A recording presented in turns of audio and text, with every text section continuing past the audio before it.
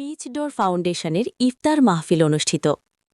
আপনারা দেখবেন আমাদের নিজস্ব প্রতিবেদকের পাঠানো ভিডিও তথ্যচিত্রে বিস্তারিত। পিচ ডোর ফাউন্ডেশন আয়োজনে গতকাল ২৮ ফেব্রুয়ারি বিকাল ৪টায় খুলনার আহসান আহমেদ রোডের চাইনিজ প্যালেস রেস্টুরেন্টে এক ইফতার মাহফিল অনুষ্ঠিত হয়েছে। উক্ত ইফতার মাহফিলে প্রধান অতিথি হিসেবে উপস্থিত ছিলেন আল আরাফা ইসলামী ব্যাংক সাতক্ষীরা শাখার ম্যানেজার KM শাহাদাত হোসাইন। প্রধান আলোচক হিসেবে উপস্থিত ছিলেন খুলনা তাফিমুল কুরআন মাদ্রাসার পরিচালক হাফেজ মাওলানা মুফতি গাজী আলামিন।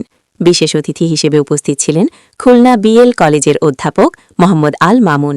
উক্ত অনুষ্ঠানে আমন্ত্রিত অতিথি হিসেবে উপস্থিত ছিলেন নিরাপদ খুলনা চায়ের সভাপতি সর্দার বাদশাহ, সাধারণ সম্পাদক দেলোয়ার হোসেন, বাংলাদেশ জামায়াতে ইসলামী খুলনা মহানগরের লবণচড়া থানা আমির মোহাম্মদ মুজাফর হোসাইন, বাংলাদেশ জামায়াতে ইসলামী খুলনা মহানগরে ৩১ নম্বর ওয়ার্ড আমির মোহাম্মদ নূর হোসেন বাবুল, বটিয়াঘাটা উপজেলার ভূমি কর্মকর্তা মোহাম্মদ কামরুজ্জামান সহ দায়িত্বশীল আরও অনেক ব্যক্তিবর্গ।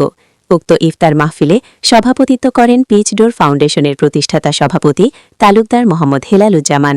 ইফতার মাহফিল অনুষ্ঠানটি সঞ্চালনা করেন পিচ ডোর ফাউন্ডেশনের সাধারণ সম্পাদক মোহাম্মদ ইয়াসিন আরাফাত। উপস্থিত অতিথিরা বলেন, সমাজের মানুষের জন্য কিছু করা যায় না, আর সেই করা যায় না সেই চিন্তার ফল হচ্ছে আজকের এই পিচ ডোর ফাউন্ডেশন।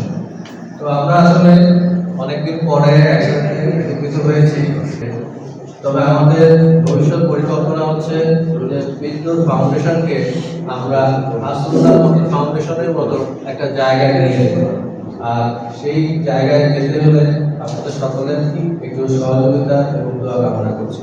তো আজকে যেহেতু ইফতার মাহফিল, আমাদের আরো কিছু অতিথি বক্তব্য রাখবেন, তো আপনাদের সকলের আমন্ত্রণে আপনারা যে আমাদের আমন্ত্রণে সাড়া দিয়ে এসেছেন সেই জন্য আপনাদের সকলকে ধন্যবাদ জ্ঞাপন করছি এবং আমাদের পাশে থাকবেন এবং আপনাদের সহযোগিতায় আমরা যেন পিচ ডোর ফাউন্ডেশনকে আরো সামনের দিকে এগিয়ে নিয়ে যেতে পারি সেই আবেদন রেখে আমাদের বক্তব্য শেষ করছি। তো এ পর্যায়ে আমাদের বিশেষ অতিথিবৃন্দ হিসেবে উপস্থিত আছেন মোহাম্মদ ফজলুল চৌধুরী, সভাপতি পিচ ডোর ফাউন্ডেশন, প্রোপাইটার চৌধুরী এন্টারপ্রাইজ।